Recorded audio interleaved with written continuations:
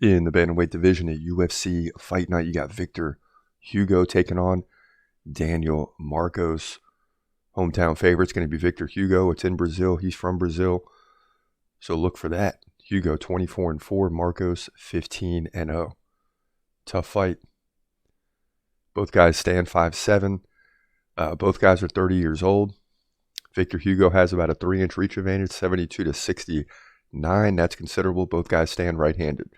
Now, Hugo's not that active. He wants to get the fight to the ground where he's landing. He's landing about one takedown every other round, maybe a little better than that, but no more than 2 or 3 in the course of 3 rounds. So he's very slow pace, 1.2 significant strikes per minute, not very good.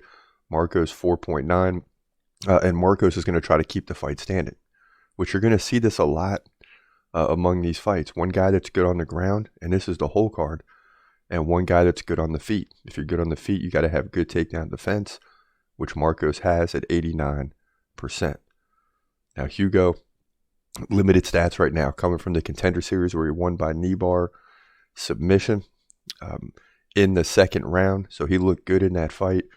But that's why when you look at the stats of activity and takedowns, you really don't know yet, right? I mean, that's a fight where he wanted to work the ground, so the striking stats are going to be limited. So we should just take that with a grain of salt, not make it a big deal, because we need more stats. Now, Marcos beat Davey Grant by split decision. Good fight. He was outstruck 70-48, but had a takedown. And a lot of times a fighter will lose those type of fights, but he won it. He also beat Simon Oliveira by KO in the second round.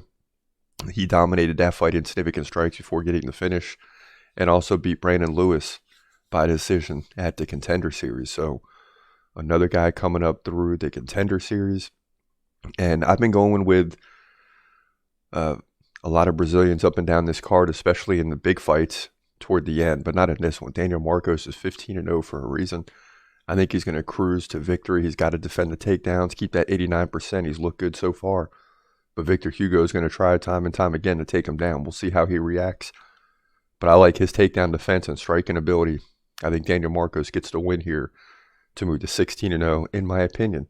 And I think he finishes it before the fight's over, even though we see a lot of decisions from this guy. So we'll see if that plays out the way I think. Either way, he wins his fight. Bantamweight division, UFC Fight Night.